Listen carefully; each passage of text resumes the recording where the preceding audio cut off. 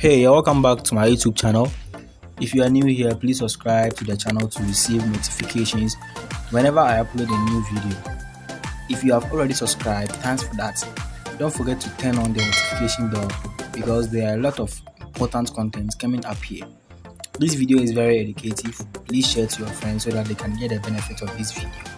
There is a feature channel under this channel. Please subscribe to that channel for me. That is Teddy and Brian Tutorials. Leave all your comments and suggestions in the comment box below. There are many important information in the description button. Try to check them out. You can join our Telegram channel for free tips or tricks on getting free data, Netflix accounts, DSTV, Wi-Fi connections, and many more.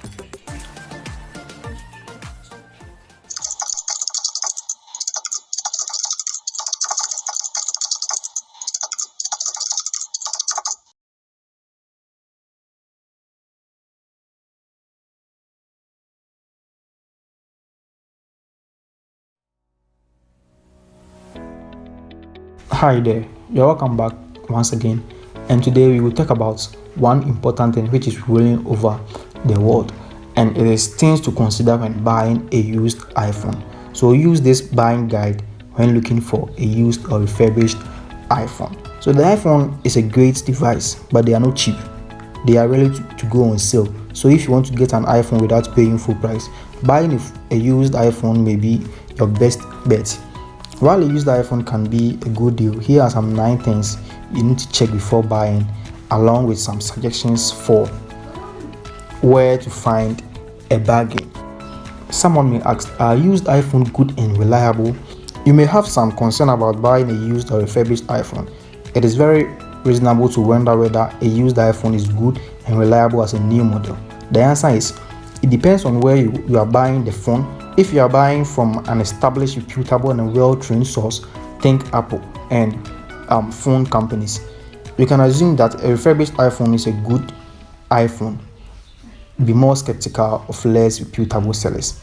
Make sure the used iPhone isn't stolen. When buying a used iPhone, you don't want to buy a stolen phone. Apple prevents stolen iPhone from being activated by new users with its activation lock feature, which is turned on when Find My iPhone is activated. But you only know if a phone is activation locked after you buy it, when you can't unlock the iCloud locked iPhone. That said, it is possible to find out an iPhone is stolen before buying it. You need to get the phone's IMEI or MEID number depending on the carrier. Ask the seller for it or follow these steps to get it. So we'll go to the settings app on the iPhone. You choose general, then you tap on about, then you scroll down and look for the IMEI or MEID number. It is usually a 15 or 14 digit number. So when you have the number, you just go to CTIA Stolen Phone Checker website and enter the number to the field provided. When you enter it, you check the box I am not a robot and click on submit. So the website returns a green not reported, lost or stolen, and a red notice that the person has been reported as lost or stolen. If the report contains anything other than green notice, it is better to look elsewhere for a new iPhone. When you can't activate a used iPhone, try some common troubleshooting tips such as removing activation lock and others. Confirm the phone isn't carrier locked. Confirm that the phone you are buying is not carrier locked. Even if you have the right phone model, it's a good idea to call the phone company before you buy to confirm it to activate the phone. To do this, find the phone IMEI or MEID number by following the above steps or asking the seller. Then call your carrier, explain the situation, and give the carrier to the phone's IMEI or MEID number. The company should be able to tell you whether the phone is compatible. The next one is check the used iPhone battery. Since replacing the iPhone battery isn't practical, be sure that any used iPhone you buy has a strong battery. A lightly used iPhone should have a decent battery life but shouldn't check anything more than a year old. Here is how to use the battery health feature on iPhone running iOS 12 and upward. So you tap on the setting app You tap on battery, then you select battery health. So the percentage is displayed in the maximum capacity section, tells you how good the battery is. A perfect brand new battery on a brand new phone would have 100% capacity. So the closer you are to that, the better.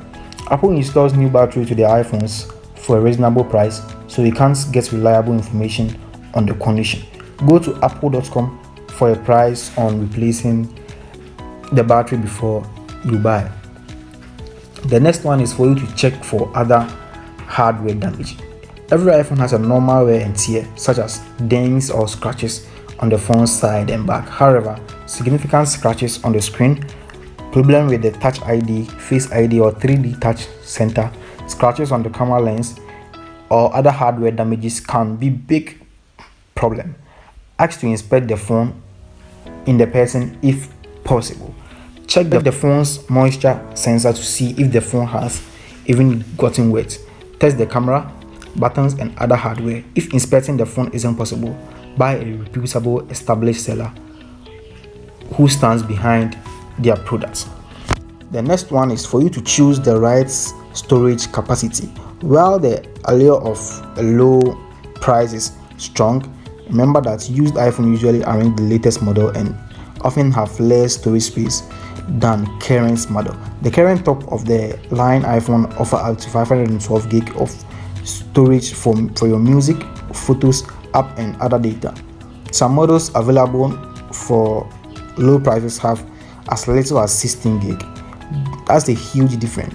Size isn't as important as it used to be, particularly for people who use iCloud for photo and music, but you shouldn't get anything smaller than 64 gig, and the more the better.